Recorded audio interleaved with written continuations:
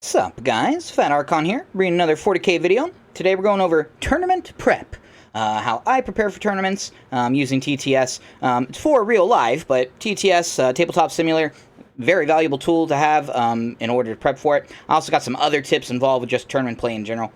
This is actually going to be split into two parts. So the beginning is going to be for like complete beginners. Maybe you're getting ready for your first tournament, or you've only done like a basic RTT before, so you're still not that familiar with how it goes. So the start of this video will be for newer players.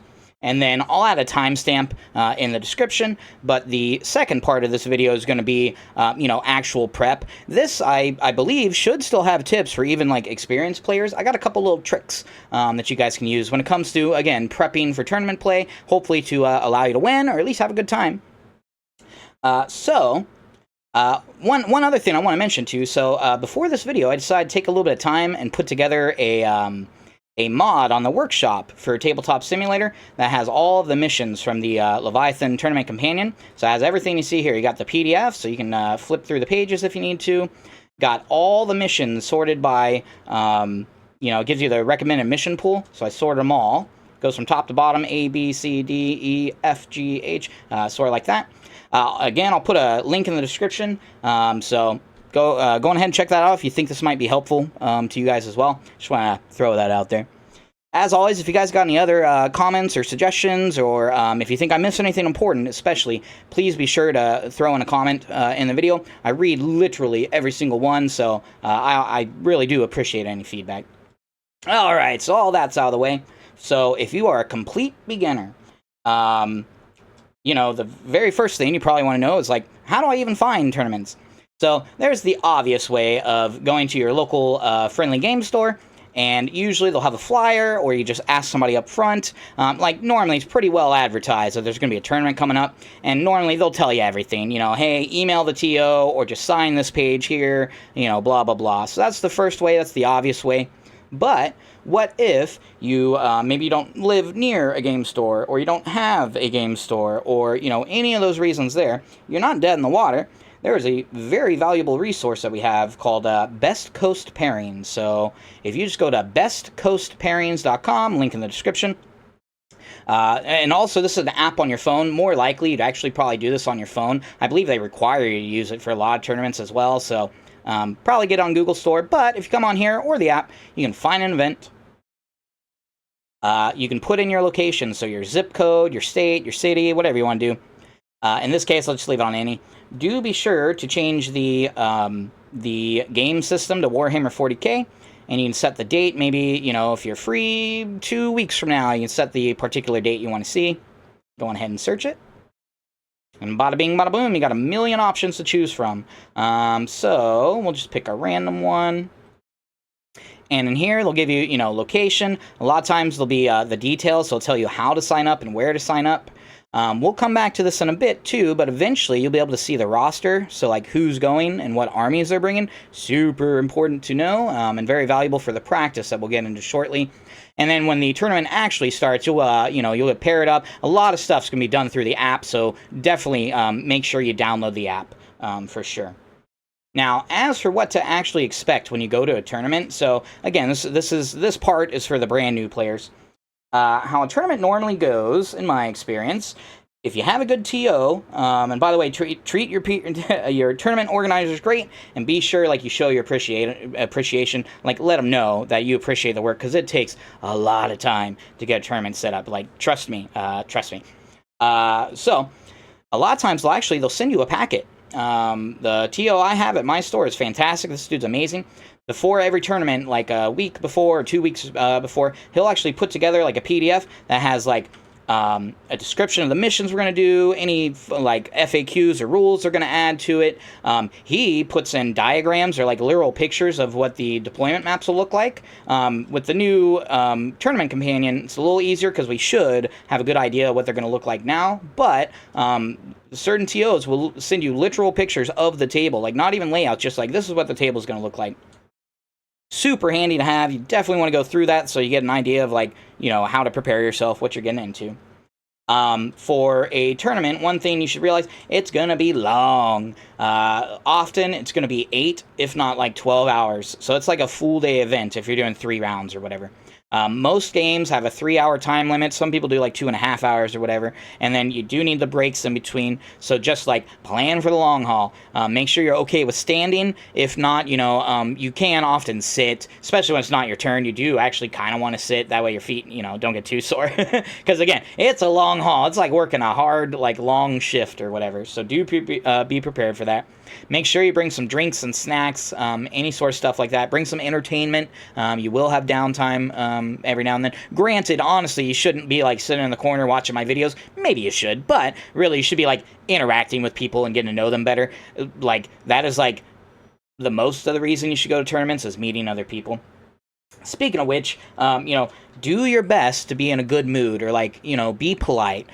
You're interacting with other people. It can be stressful, especially like as the tournament goes on. You don't know who you're playing. Maybe they just lost 2 games in a row and they were convinced they were going to kick butt. Now they're kind of, you know, not that happy about it or whatever.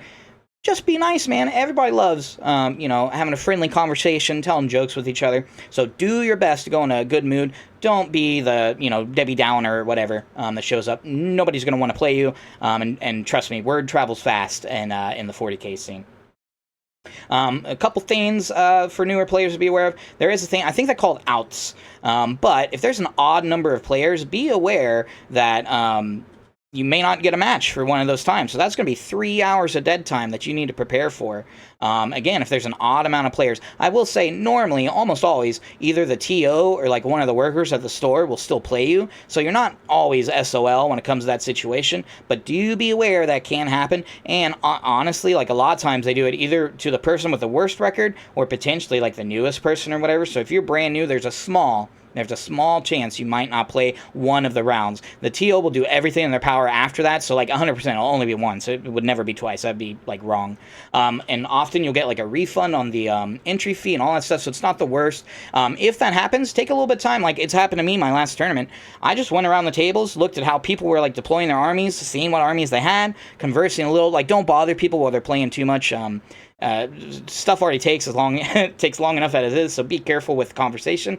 But you know, take that time to be productive. Don't get all upset about it, or you know, do what I did, go get some breakfast while you're at it. So not always the worst. Another thing that's ultra valuable and ultra important for newer players and every player to know: when in doubt, ask the TO. If you guys come across a rule that you can't agree on or you aren't sure on, it is like perfect etiquette. It's perfectly acceptable and expected that you ask for the TO. You politely ask, you know, that's an interesting, you know, you got an interesting view on that. I didn't think about that. Would it be fair if we bring over the TO and just see what he says? Like, again, like, there's nothing wrong with that. Do not, like, feel weird about bringing over the TO. In fact, it'd be much worse if you didn't, because then you guys are just going to argue, or like one of you is going to secretly be upset, or whatever the reason. So do not be afraid of bringing in the TO. Other basic stuff, so be sure that you like pack your models properly. You don't want to take like an hour to unpack them or whatever. A really like handy way to do it is to magnetize the bottom of your bases and put like some sheet metal on the bottom of your box. That's actually a pretty clever way to do it. So you got a bunch of options for that. So that should cover like the very, very, very basics. Again, if you guys got any questions or think I might have missed something important, definitely bring it up. Again, I want this to be like, you know, a valuable resource for everybody out there. As for, so that gets the basic stuff out of the way. As for like actual tournament prep, maybe you're familiar with tournaments, or you know, you just finish your sign up and now like, what do I do? How do I make sure that I'm as the most prepared as I can be when I go into this tournament? So definitely the first thing you'd want to do, if you haven't already, is pull up the Leviathan Tournament Companion.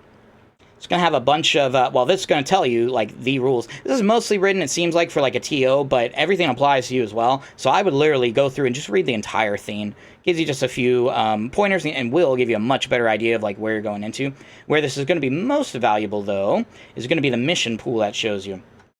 So this will show you the secondaries you'll use, the deployments you'll use, and which layout you'll use between 1 and 4. So, you know, take a quick look. You'll notice right away that most of the secondaries are taken out. The main one you're going to see, like, most of the time is going to be Chilling Rain, which basically is just no secondaries, no, like, special rules to the mission. You got the primary, A, B, C. It mentions, too, it says, basically, like, for example, if you're running a 3-round, you might use missions A, B, and C, or D, F, and G. So I would, at least for now, I would look at these like, okay, there's a decent chance I'll do A, B, and C. And in that case, you can see, okay, layout 1 will be in every single one of them. Layout 2 is only going to be in a single one, so maybe I don't have to worry about that as much. 3 is going to be in each, 4 is going to be in each. So those are all a possibility. Search and Destroy is going to be 2 out of the 3, so I definitely need to prepare for Search and Destroy deployment. And then, ooh, what does Take and Hold do? I should make sure I pull up that mission and take a look. If you download my my workshop pack, they'll all be right here. So you can see right away, Take and Hold. All right, I just gotta, you know, take objectives, essentially. It's the basic one. Search and Destroy. Ooh, it's Table Quarters. I'm not too familiar with that. I should definitely practice that. Definitely resources out there to keep in mind. Definitely go through those and get a good idea of, you know, what you're getting into. Speaking of the train layouts, I like them a fair bit. I think they do a pretty good job at blocking line of sight, which is like has always been a huge issue with 40k. Being able to see across the entire table, like certain armies, it just counters certain armies. It's almost not fair. This is much better. I will say it's a little deceptive, so like make sure you read the terrain key. Essentially, the thin lines are only 2-inch, are supposed to be only like 2-inch tall walls. So most models should be able to see over them when you're in cover or touching the cover. The thick ones are going to be the like 4-inch tall walls. So do beware it's not, and the gray area is just like the area terrain or whatever. So there's actually a pretty decent amount that you can see through in the middle. So it's not like perfect, but much better than what we used to use. Once you take a look at some of these, something you can do in regards to using TTS to prepare, almost all of the layouts are on the workshop right now, like as maps. So if we got to load a new one. If I go on the workshop and I search for, like, literally, I just search for the word, like, layout 1, chances are you'll see it. You can also search for, like, Leviathan. There's a good chance you'll see it. Come in, and we will load it. So right there, Games Workshop, layout 1, 10th. If I just add it in. Oop, gotta love when it does that. Sorry for the seizure. There we go. Sweet. We now have layout 1. There's a good variety, by the way, so maybe you don't like this particular one or whatever. There's other options out there, and I would actually look through a few of them, see which are best. I will say most of the ones I've looked at are pretty close. This one's fairly close, I would say. So, again, excellent tool. This is especially valuable for practicing the deployments. So once you get the maps in, the next thing you do, so this is sort of like the tricky advanced stuff or whatever. This definitely is like you're in it to win it or whatever. I don't think it's necessarily like win at all costs or whatever, but you know, if take every advantage you want, especially if you're going to like a GT or whatever at like a popular store. Here's a little trick you guys can do. If you go on to Best Coast Pairings, or you have the app, often you can see previous games, so you can see like finished games. And also, too, for most tournaments, about a day before, like very shortly before, after you've submitted your list, they'll show you the rosters. And this is actually one of the more valuable tips I want to show you guys, is checking out the rosters. So if we just open a random one, go into rosters. Again, this will be like last second. You don't see this early, so it's not list tailoring. I don't think it's list tailoring by looking at these, but right before the tournament you can see what armies are going, so you can go through there. So I can say, all right, they're going to shoot me a bunch, they're going to shoot me a whole bunch, probably with artillery, most likely big bugs, they're going to assault me, these guys are just going to stomp me, knights, you know, you keep going through and you get a decent idea. So looking here, I see at least 3 knights, so you know, I got to keep that in mind. Did I bring enough AT? If I didn't, how can I prepare for that? Same thing, there's only a couple Eldar. I think I saw 2 Eldar, so I'm like, ooh, okay, these are the ones to beat, so I need to be careful. Now, a lot of times it's not going to show you the roster, because it's hidden, for good reason. You don't want to list tailor much, if you can help it. But, like I mentioned, you can look up previous matches. So maybe I go to, like, this store's page. I look up whatever the store is. Wherever it's listed. I look up the store, and I look at previous matches that I got on, and I see, oh, so-and-so Ashley Taylor always plays Astra Militarum, so there's a good chance that I might be fighting guard. So-and-so always plays Grey Knights. Okay, I need to be prepared for screening my backfield. So that's like an advanced tip. And again, that does get into the, like, you know, using all the all the tools in your tool chest to hopefully win the match or whatever. So you don't have to do this, but for advanced players and for GTs, and won't have helping as much with majors because there's gonna be so many people. But either way, like, you know, any little tricks you can use. Once, so we'll pretend it's like day before, you already submitted your list, and you look up the rosters and you see all these. Maybe you're not too familiar with Tau. Maybe you're not too familiar with Tau, and you know, you don't have a clue what stratagems they're going to use, what good units they have, etc. One good way, or one of the first tools that you're going to want to use is, hopefully one you've been using already, Goonhammer. So if you literally just Google, like, Goonhammer Tau Index Review, it should be one of the first results. All right, we're having some technical difficulty. There we go. All right, this is fantastic. These reviews are gold when it comes to preparing for tournaments. 100%. If you're not familiar with an army, just take the 10 minutes to skim through here. You don't even have to read the whole thing. Just skim through. So, okay, they got for the greater good. Okay, they got observing and guided. Blah blah blah. Okay, that's cool. What else do they get? Oh, they got sustain hits. That's pretty wild. Apparently, Point Blank's going to be an alright one. Their enhancements suck, but maybe this one will be okay. Like, you can learn so much just from going through this. It doesn't touch on every little detail, but you'll get an idea of, like, what's like, the more viable units that you might run across. Definitely recommend the Goonhammer articles. Honestly, in my free time, I usually just read these. This is, like, my hobby is, like, reading Goonhammer articles. Like I've mentioned, very good tool to have. Definitely take advantage of that. You got the other obvious one. You can always pull up the index card. So maybe you're not too familiar with Grey Knights. Download their index. Read the little rules, man. Like, read them yourself and see what they got. See what you think might be good or not. Another incredibly valuable tool when it comes to, you know, seeing what units or what armies you might run into. This actually goes for before you ever see the rosters or any of that. Is the meta report on Reddit, on the Warhammer Competitive Reddit. So if you go to reddit.com/r/Warhammer Competitive, usually it's going to be the pinned result. I actually don't see it, so I think we can just search for meta. And I believe it should show up. Let's see. Okay, these are kind of old, but you'll get the meta reports that list what the results for all the bigger tournaments were recently. This gives you a super easy idea, or super good idea of, like, who you're going to fight. So if this was February, you know, you would right away, you'd say, okay, Chaos Demons are doing pretty damn good. Hot diggity dog. Guard are doing really good, apparently. You know, etc., etc., etc. Going through the comments, of course, you'll see people, like, bitch and moan about certain armies or certain units. So you get a decent idea of, like, what's broken and what the tournament players are going to be spamming or whatever. I would 100% get on the Warhammer subreddit, the Warhammer competitive subreddit. 1000%. One of the best tools we have in the community. And again, great way to, like, share ideas with people or learn more about your army or other armies. You got a question? Just post it in there. All right, so you looked up the armies, you read through all the indexes, you saw what the meta is, so now it's time to actually prepare. So a couple, like, I'm not going to go super in detail about the list building. That'll probably be a separate video, but let's just pull up so I don't have a tournament list, like, created yet. Let's just pull up a random one. So this was a fun one I made the other night. I just want to see, like, how many demon ninjas can I get away with? And by the way, would Warpsmiths do decently with those? So this is just a, like, meme list in a sense. But I do think it'd be fairly competitive. It would do all right. Definitely drop some units. One of the very first things you're going to want to practice, though, is going to be deployment. So when we looked at those layouts, we saw that a lot of missions are going to use layout 1. So here, let me pull up my Leviathan thing.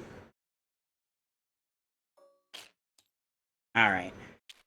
More than layout 1, we saw that a boatload are going to use the search and destroy, more importantly. So load up the map, pull up a search and destroy deployment, and just practice. spend a few times practicing deploying your models. I would probably do it on each layout. So I do it once on layout 1, layout 2. Well, can it even... so yeah, layout 1, 3, and 4. I would probably practice that on.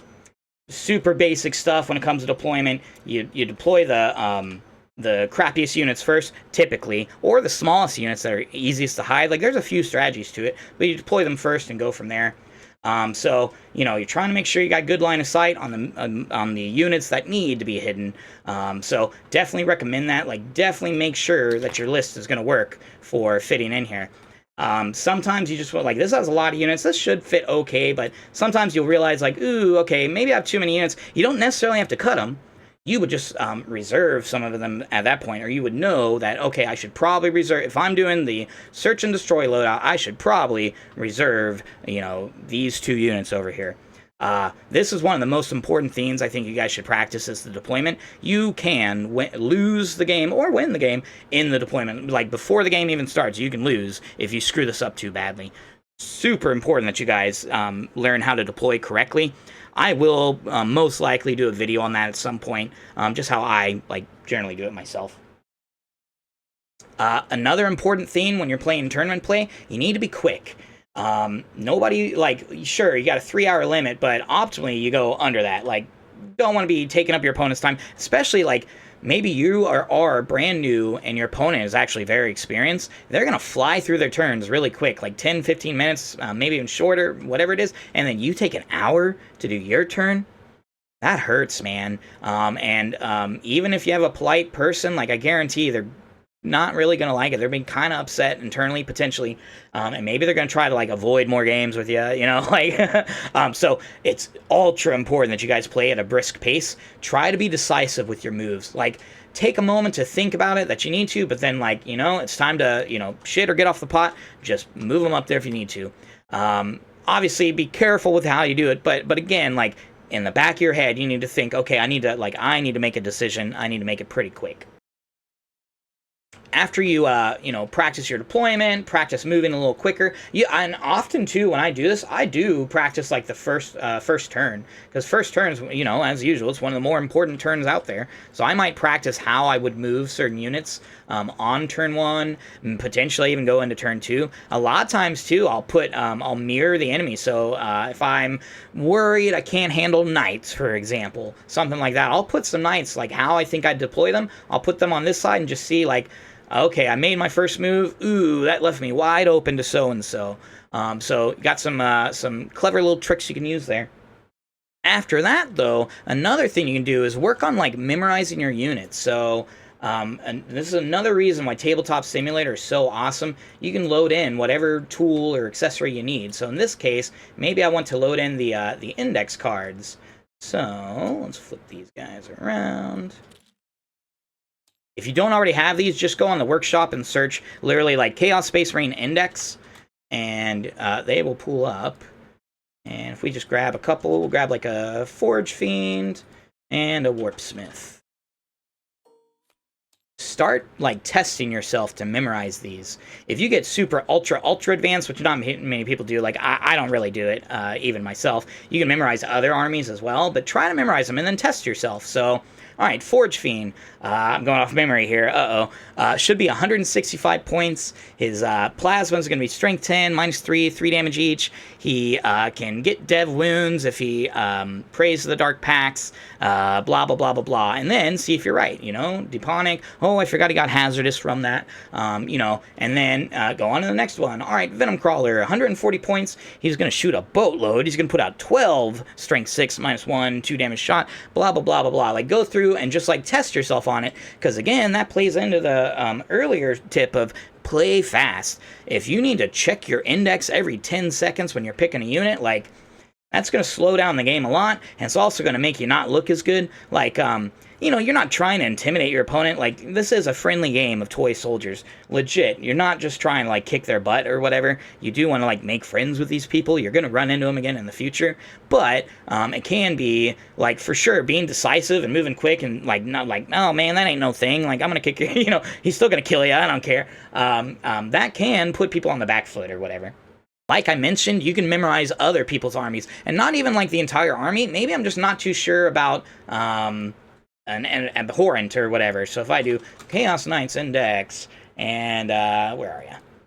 I'm like, ooh, I'm not too familiar with the Tyrant. What exactly is the Tyrant going to do? You know, spend some time memorizing it, and then you'll get a decent idea. Oh, crap, okay. This guy is going to overwatch my ass if I'm not careful. All right. And then obviously pull up the points. Oh, okay, it's still kind of spendy, so it's not as bad as I thought.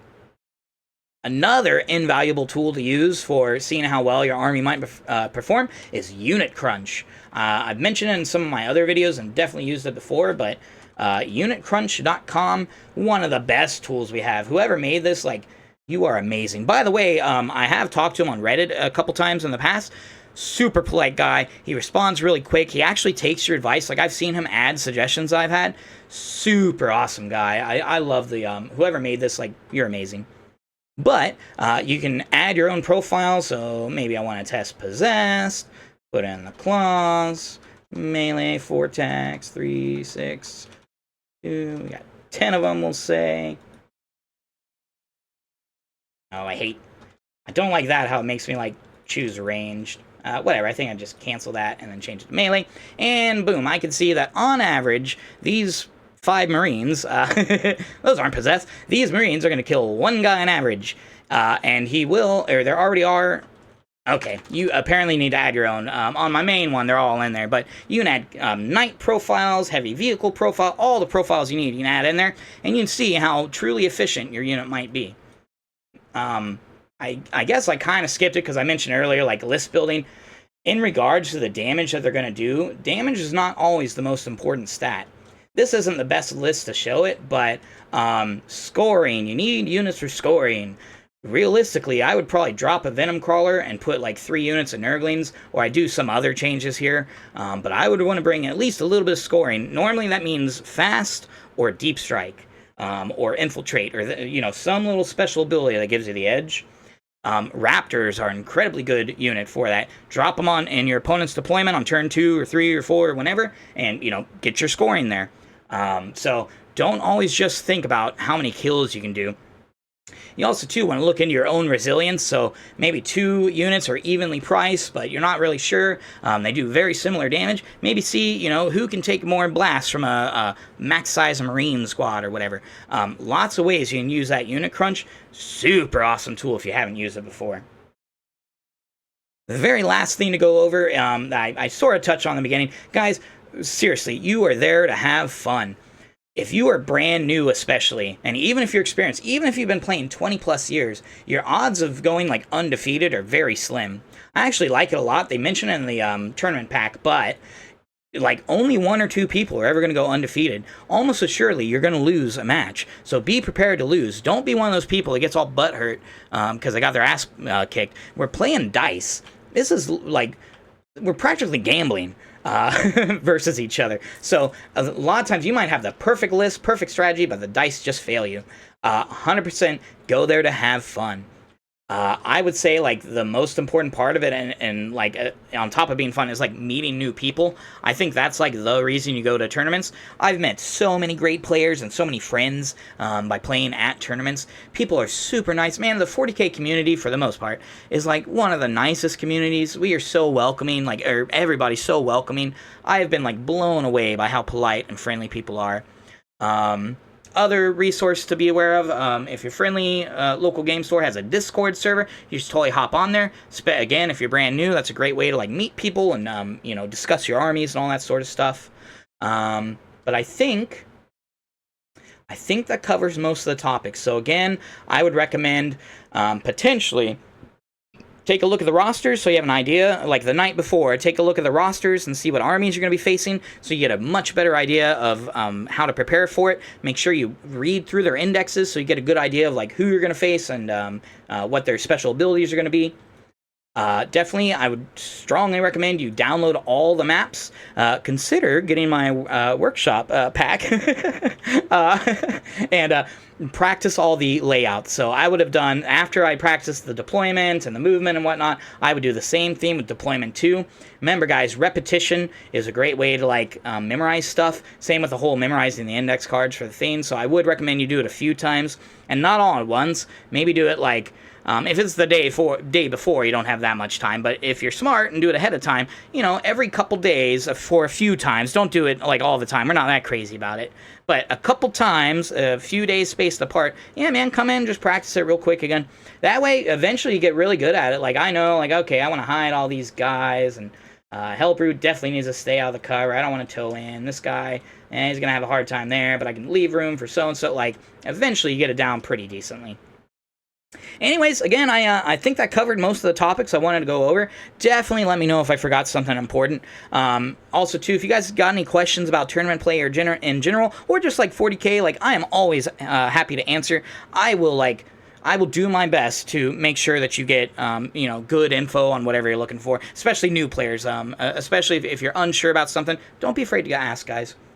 If you guys enjoy the content, please consider liking and subscribing. I know I say it like pretty much every time, but it means a lot to me. I'm actually I'm blown away by how fast the channel is growing to me. Like, I know it's not the biggest thing ever, but to me, this is like, man, I wake up and I'm like excited to like, ooh, all right, what else can I put out today? So hopefully you guys are getting good use out of this. Best of luck, guys. Hope you do good out there, and enjoy your evening.